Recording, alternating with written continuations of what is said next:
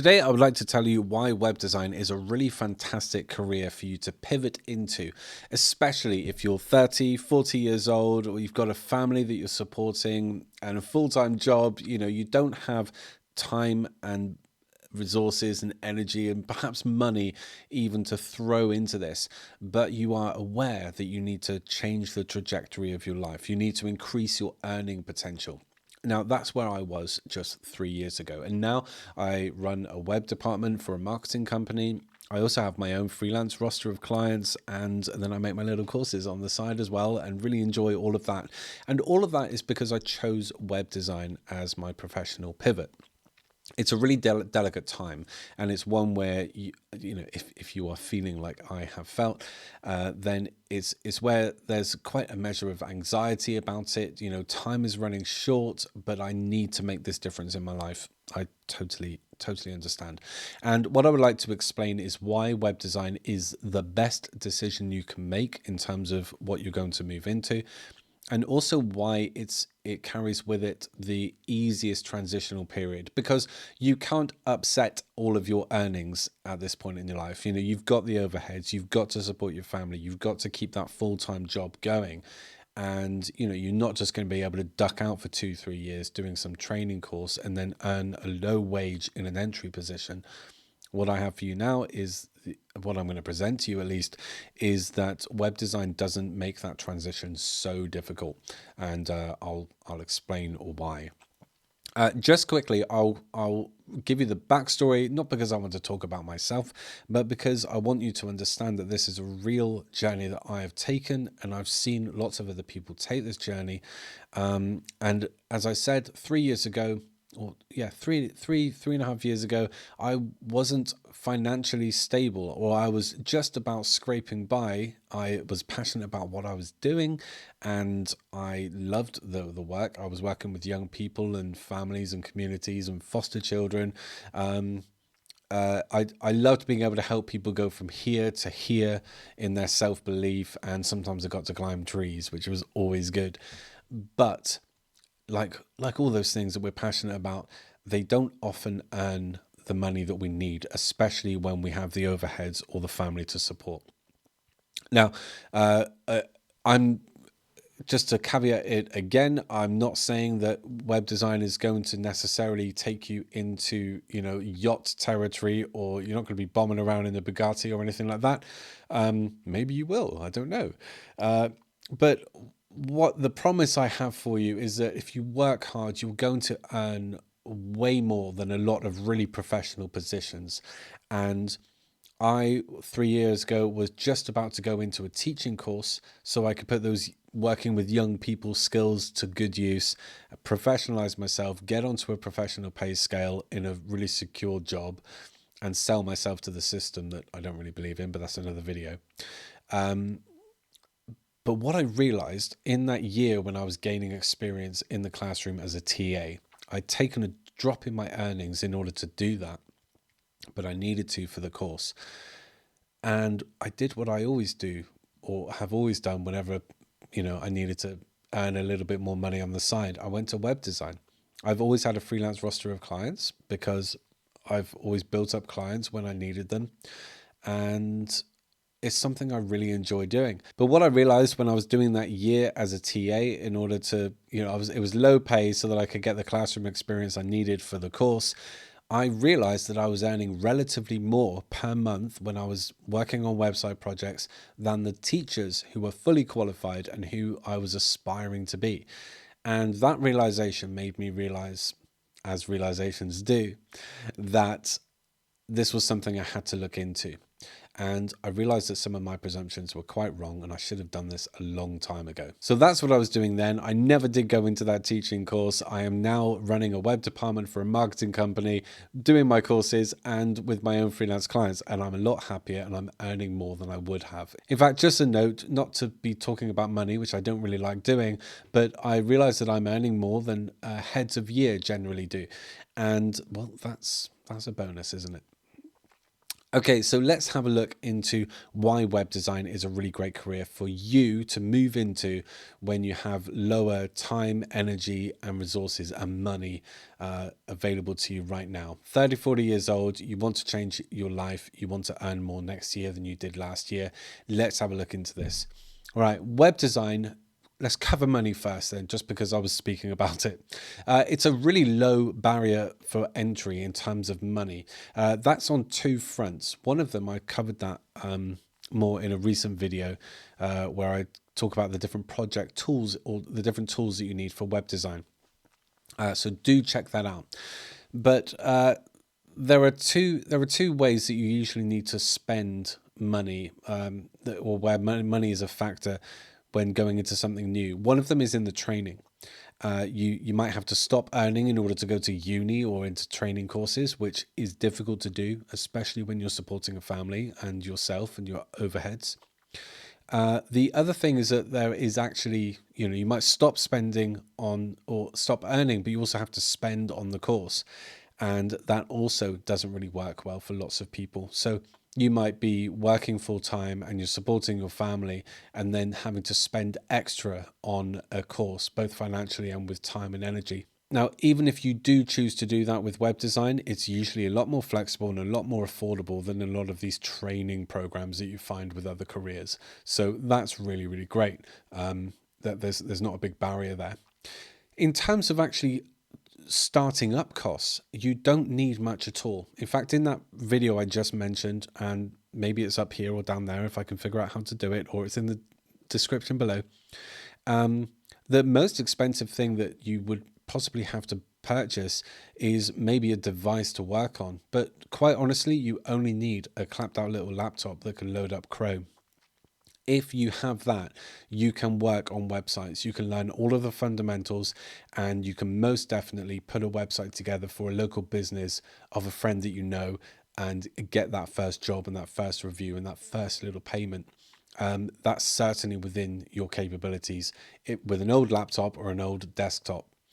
I said in that video, and it's still true, I have a 2015 iMac, which I still use on occasion for just some of the tasks. And if that one, so that's 10 years old now. Yeah, so there's a really low barrier to entry in web design financially. So learning is free or cheap. You can find lots of tutorials like on my channel which are free, and then very affordable courses on top of that. I should actually quickly say I'm giving away 100 free vouchers for my Udemy course on web design. See the description below if that's of interest. The tools that you need, free or cheap, in terms of graphic packages or sourcing images or project management. Again, see that video that I mentioned. And then in terms of a device, you can use something around the house, a desktop or a laptop. You will be able to start building and learning, or learning and building with that. So the financial barrier to entry for web design is really, really low. And shouldn't be a problem for most people. The second reason, and this is one I feel really quite passionately about actually, is that web design it's actually an umbrella term that is above a lot of other specialisms. And what I mean by that is that if you learn how to put a website together, so to actually develop it on a server, which sounds scary right now, but it's not, but to develop a website online, have it live out there in the interweb thing, and you have been able to put the pages together, structure them, get all the images on there, the copy on there, craft some of that, maybe even integrate a mailing list, contact form or something along those lines, then you are already learning about a lot of different aspects of digital marketing. And I remember the first time I learned about a mailing list and why you would want to have somebody come to your page and then trade their email for a PDF, and why that was. My experience broadened. That was just because I was asked to make that happen, and I had to problem solve and figure out how to make that happen. But then I had the question of why? Why do they want to do that? Why do they want to give away a PDF and get an email address? Where's that email address going? It's going to MailChimp. What's MailChimp? Oh, it's a mailing list thing. Why do they need a mailing list? Oh, because the people on their mailing list are like fish in a barrel. It's captured marketing, audience capture. Wow. Okay, so you see, there's a journey to learning. And the thing with web design is that if you know how to put a website together and you take, say, 10 initial freelance clients, they're all going to have different needs and requirements. And you're going to handle the copywriting, the image sourcing, maybe manipulate some graphics, maybe make a logo. You might even make a video for them and integrate that onto the site. You're going to set up their mailing list. You're going to tend to some SEO if you want to start learning how to rank websites. And as you do that, you are starting to learn all of these different specialisms. Now, the great thing for that is that when you might be part of a team later on, you're going to be a strong member of that team. But the other great part of it is that you've had exposure to all of these different specialisms, and one of them or one or two of them, you might go, okay, I learned web design, but actually that was really blooming interesting. Now, anything that I've just mentioned, creating conversion marketing, integrating Google Ads or social media, or creating mailing list campaigns, all of those are specialisms, and SEO ranking and all of that. All of those are specialisms which you can earn 30, 40 grand with in the UK market quite easily. So if any of those actually take your interest and they're more suited to you, well, you learned about them because you have been doing web design and getting clients in and putting their projects from concept to fruition. And that's why I feel like it's the best entry point. Now, I'll quickly say that if you right now heard something on that list and went, oh, actually, I'm going to go into copywriting, or I want to look into SEO, you can do that. Of course you can, but you would always need someone to build the website that you do SEO on, or copywriting. You'd always need to work with a web designer or a web developer in order to, put the copy that you've just created online. But if you're proficient in doing that because you came into this field through web design and created the whole process, then you're not relying on other people. You're stronger for it. So SEO experts, copywriters, graphic designers, they are all great at what they do, but they usually have no proficiency with web design or web development or putting a website live. I think it's better to be the jack of all trades, and then you can explore all of these other specialisms. Now, in my most recent video, I said that being the jack of all trades is one of the downsides to being a web designer. It can lead to feeling quite thinly spread, to be honest, but that it's a blessing and a curse. It doesn't take away from the fact that if you understand all of these specialisms, you also are at entry level with all of them. So you therefore have so many more opportunities available to you. So, and that's what I really want to push. If you go into web design, it's like dipping under the water in the sea. You're going to see a lot more of things that you can go and explore and go and do. It's not all eggs in one basket career choice. If you learn how to be an accountant, you're going to be an accountant. If you learn how to do web design, you can go into SEO, copywriting, images, graphic design, logo development. You can go into the server side and get a bit more like, the technical specialist who sets up all the DNS and all the servers and keeps all of those running. That list was not exhaustive, but you're going to learn all of it from stepping into web design. So learn how to make a website, learn how to get it online, learn how to put the stuff that should be on a website, and you're going to understand a lot about digital marketing and that whole field. The next reason why it's really good, and this is what I alluded to earlier, is that you don't need qualifications to go into it. I mean, it might help if you've got a marketing degree, it might help if you've got some computer science degree, although that's more about server maintenance and things like that, but you generally learn that on the job anyway. But web design is a portfolio career, which aside from anything else, it means you can start today. Even if you're making a portfolio of demo websites, I still do that now. In fact, one site that's on my portfolio right now, I believe, is a demo website that I made for one of my courses, and I decided to put it on my portfolio because I like the about page more than anything. But it just kind of worked, and I thought, well, that makes sense.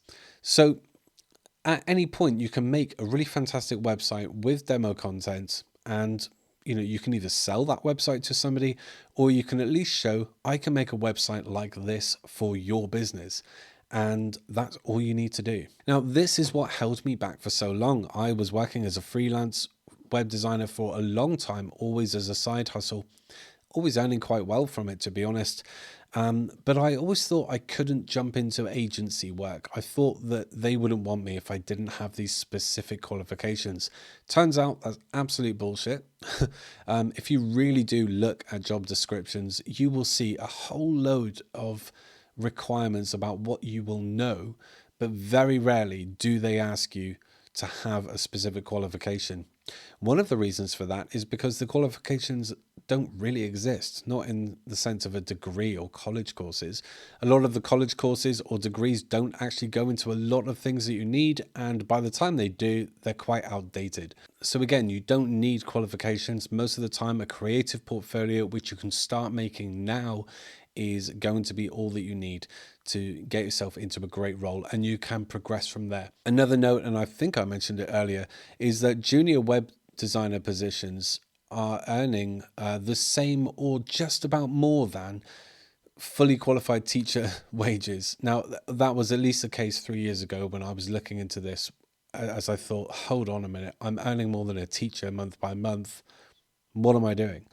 And sure enough, when I was looking at junior web designer positions, I just thought, wow, okay, obviously that as a starting salary, that makes a lot of sense. And you can see so much more progression in terms of what you can earn from that point.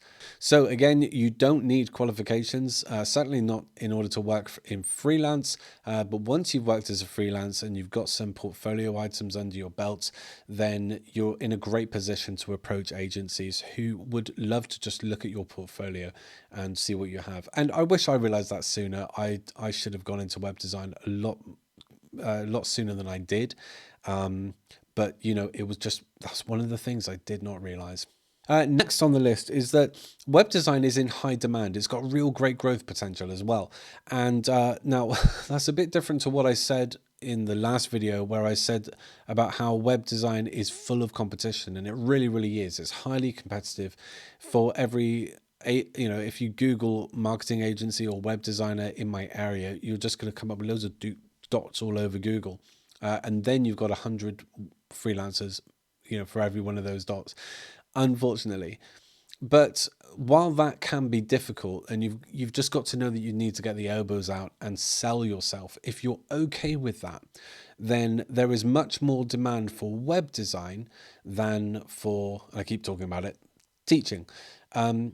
When you're looking at a job role that you've qualified for, and it's in a brick and mortars location within a hierarchical structure, not only are the opportunities limited to your geographical area, especially if you're supporting family, especially if you have overheads or a mortgage and you have to stay close, but those opportunities aren't so numerous, at least without a lot of commute costs. So the professional demand for that job is limited to the amount of roles that are provided in your vicinity.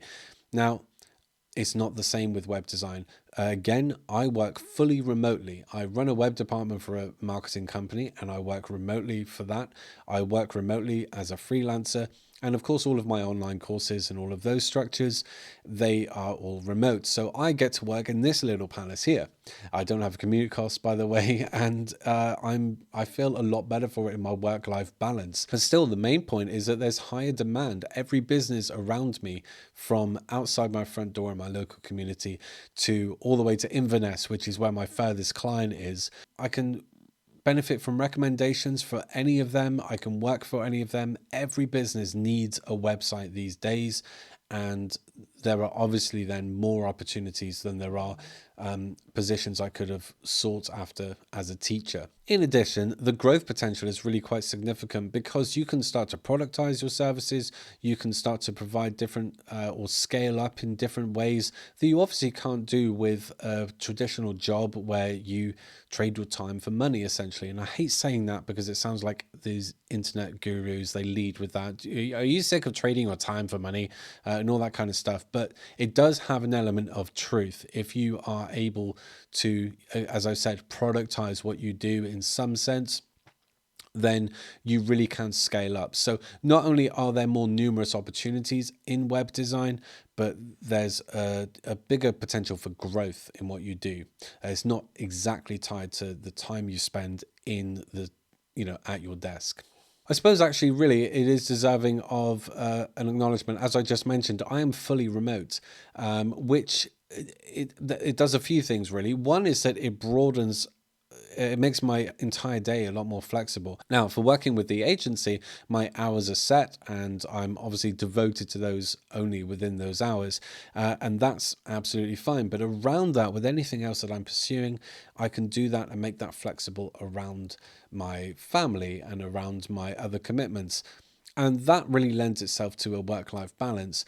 But it works more with remote working. I collaborate with a lot of other people who are also remote. So in that sense, it's not so much just flexible in terms of the time or times that you work. It also creates a flexibility with those that you can work with, those that you can choose to work with, and the networks you create with that.